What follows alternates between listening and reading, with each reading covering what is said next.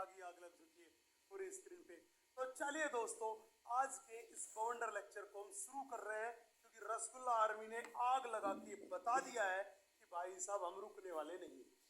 चलो, तो पिछले लेक्चर में दोस्तों हमने बात किया था कि एक अच्छा वेक्टर जो होता है उस अच्छे वेक्टर के क्या लक्षण है, एक वेक्टर में क्या लक्षण है, और हमने 4 लक्षण बताए थे कि छोटा आकार उसका होना चाहिए ताकि अनुभार कम रहे। दूसरी बड़ी बात हमने बताई थी कि उसमें ORI होना चाहिए। तीसरी बात हमने उसमें बताई थी कि उसमें सेलेक्टेबल मार्कर की जीन होनी चाहिए। और चौथी बात हमने बताई थी कि उसमें क्लोनिंग या रेस्ट्रिक्शन साइट होनी चाहिए। ये चारों की चारों बातें, ये कंसेप्ट हमने खूब सारे अलग अलग तरह के डायग्राम बना के एकदम दिमाग में छाप लिए थे, दिल में उतार लिए थे और मस्त मस्त 2 नैनों में चमका लिए थे। अरे अगर ऐसी बात है तो जल्दी से स्क्रीन पे लिख दो यस सर। बिल्कुल, ये सारे कंसेप्ट बिल्कुल अलग अलग तरह के डायग्राम बना के जितने भी पॉसिबल कंडीशंस हो सकती थी वो लगा लगा के हमने सीख लिए थे। तो अब उसके बाद की कहानी मैं आपको सुनाऊंगा। यस, जल्दी स्क्रीन पे लिख के बताओ yes sir, yes sir, yes sir, yes sir. जल्दी स्क्रीन पे लिख के बताओ yes sir, yes sir, yes.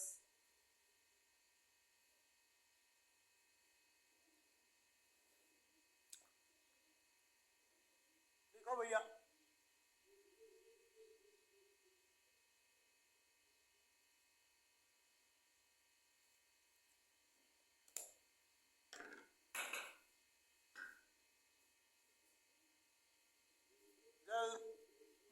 Plasmid vector के बारे में याद करो, आपने प्लाज्मिड के बारे में पढ़ा होगा कि बैक्टीरिया के शरीर में एक डबल स्ट्रैंडेड तथा वृत्ताकार डीएनए पाया जाता है, जिसे क्या बोलते हैं? प्लाज्मिड। क्या बोलते हैं? प्लाज्मिड। तो जब भी प्लाज्मिड के बारे में पूछे तो हम क्या कहेंगे कि प्लाज्मिड डबल स्ट्रैंडेड तथा वृत्ताकार डीएनए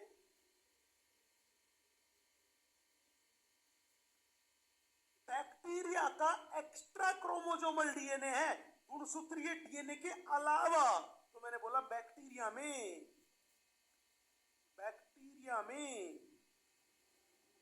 गुणसूत्रीय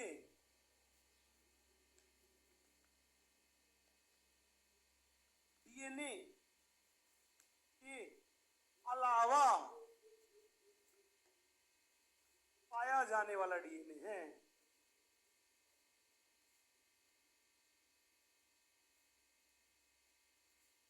बैक्टीरिया में गुणसूत्रीय डीएनए के अलावा पाया जाने वाला डीएनए है, और ये डीएनए एक ऐसा है जो कि बिना गुणसूत्रीय डीएनए के परमिशन के, बिना उसकी मर्जी के अपने आप रिप्लिकेशन कर सकता है। मतलब इसमें स्वयं प्रतिकृतिकरण की क्षमता जो है, वो क्षमता क्या होती है बेटा? उपस्थित। इसमें स्वयं प्रतिकृतिकरण की क्षमता जो होती है वो उपस्थित होती है। किसमें? प्लाज्मिड में। अब सवाल, गुरुजी आपने बोला कि बैक्टीरिया के शरीर में प्लाज्मिड होता है, और ये प्लाज्मिड जो होता है वास्तव में जो एंटीबायोटिक रेजिस्टेंस की जीन होती है वो सब किसके पास होती है? वो होती है तो प्लाज्मिड के पास ही होती है। किसके पास होती है? प्लाज्मिड के पास होती है। अब ये बताओ, प्लाज्मिड को वेक्टर की जगह यूज तो ले लेंगे, लेकिन क्या आप प्लाज्मिड में भी कोई उदाहरण बता सकते हैं कि भैया इन प्लाज्मिड को अपन यूज ले सकते हैं? हमने कहा तो अगर हमसे कोई पूछे कि सर आप प्लाज्मिड के एग्जाम्पल बताइए कि कौन कौन से ऐसे प्लाज्मिड है जिनको हम वेक्टर की तरह यूज ले सकते हैं, बड़े ध्यान से देखना, बड़े ध्यान से देखना। तो हम यहां पे बात कर रहे हैं आपसे, वो बात कर रहे हैं एग्जाम्पल्स ऑफ प्लाज्मिड।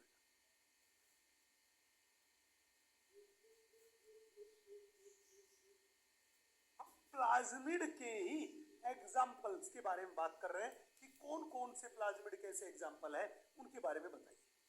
और उन एग्जाम्पल में जब भी हम बात करेंगे बेटा, उन एग्जाम्पल में जब भी हम बात करेंगे, सबसे फेमस एग्जाम्पल अपने पास आएगा, वो आएगा PBR।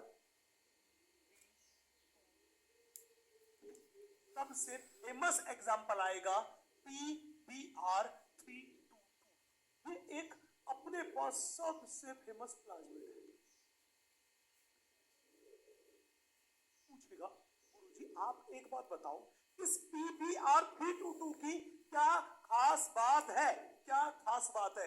मैं सबसे पहले इस PBR का मतलब बता दूं बेटा। अगर कोई पूछे P का मतलब, तो P का मतलब होता है प्लाज्मिड।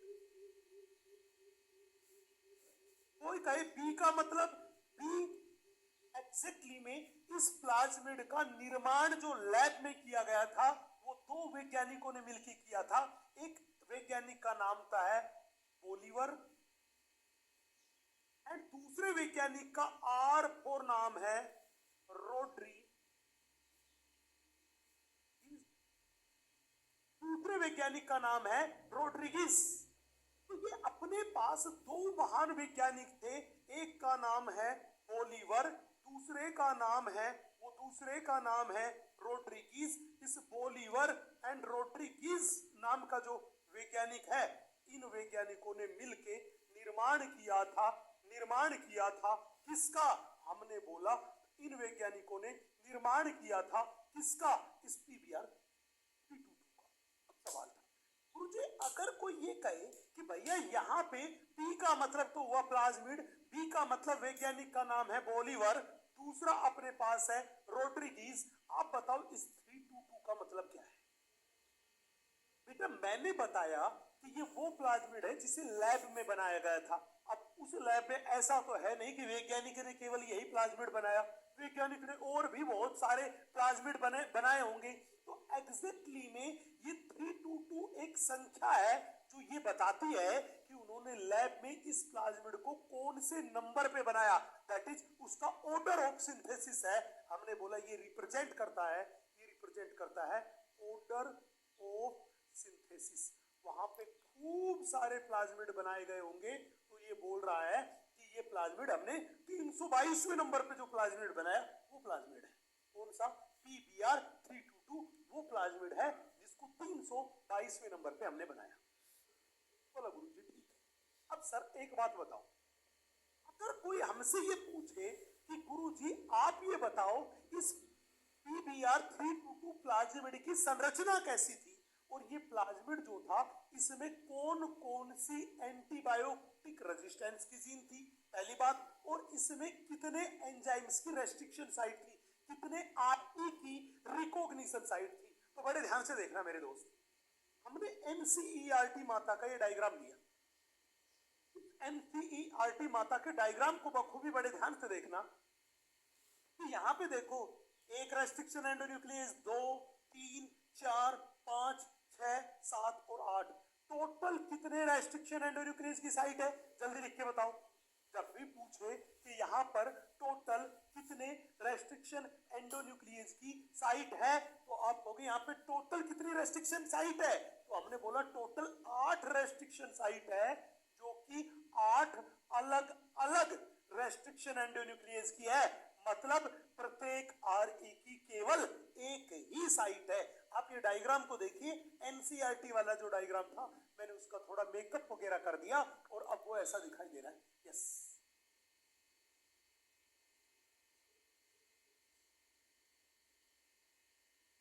जल्दी से यस, देखिए स्क्रीन पे। अब हमने क्या बोला आपसे कि अगर पूछे कि टोटल रेस्ट्रिक्शन साइट कितनी है इसमें, तो हम क्या कहेंगे? अगर कोई पूछे कि बताओ PBR322 में टोटल रेस्ट्रिक्शन साइट,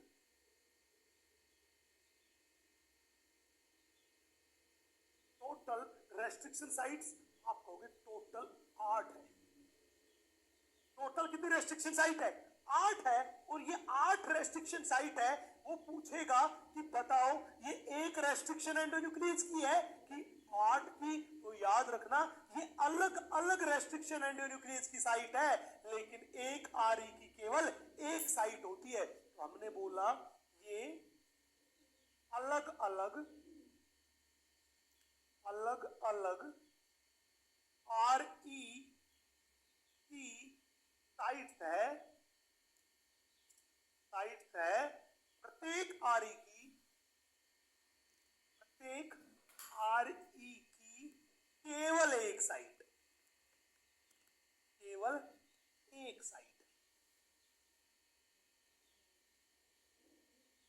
प्रत्येक आरई की केवल एक साइट है। तो पूछेगा बताओ टोटल कितने रेस्ट्रिक्शन एंडोन्यूक्लियस की साइट है, जल्दी बताओ टोटल कितने रेस्ट्रिक्शन एंडोन्यूक्लियस की साइट है, जल्दी बताओ। यस,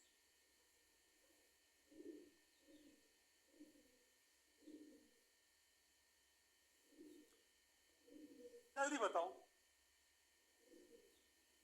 टोटल कितने आरई की साइट है, कितने प्रकार के आरई की साइट है, जल्दी बताओ। यस, बेहतरीन जवाब, बेहतरीन, शाबाश बच्चों, एकदम दिल गार्डन कर दिया।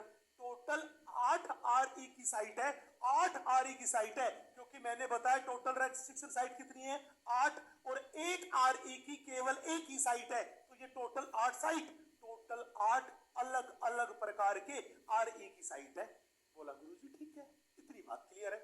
अब वो पूछेगा कि सर आप ये बताओ, अगर इस डायग्राम को हम थोड़ा ध्यान से देखें, तो आपने बोला था कि एक वेक्टर जो होता है उस वेक्टर में अपने पास सेलेक्टेबल मार्कर जीन होनी चाहिए। तो यहाँ पे सेलेक्टेबल मार्कर जीन कौन कौन सी है, बड़े ध्यान से, बड़े इत्मीनान से देखना दोस्तों। यहाँ पे ये रहा AMPR, that is ampicillin resistance gene, and यहाँ पे रहा tetracycline resistance gene, tetracycline resistance gene.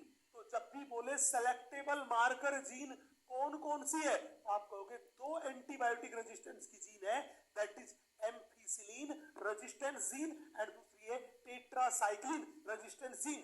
तो हमने यही बात करी कि अगर यहाँ पे हमसे पूछा जाए कि बताओ PBR322 में सेलेक्टेबल मार्कर जीन कौन है, सेलेक्टेबल मार्कर जीन, तो आप क्या बोलोगे कि सेलेक्टेबल मार्कर जीन जो है वो किसकी जीन है, बड़े ध्यान से, सेलेक्टेबल मार्कर जीन किसके लिए है, दो के लिए।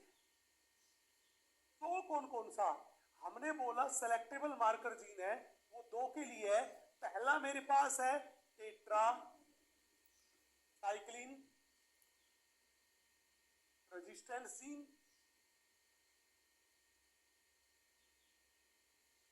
टेट्रासाइक्लिन रेजिस्टेंस जीन, जिसको हमने बोला टेट्रासाइक्लिन रेजिस्टेंस जीन।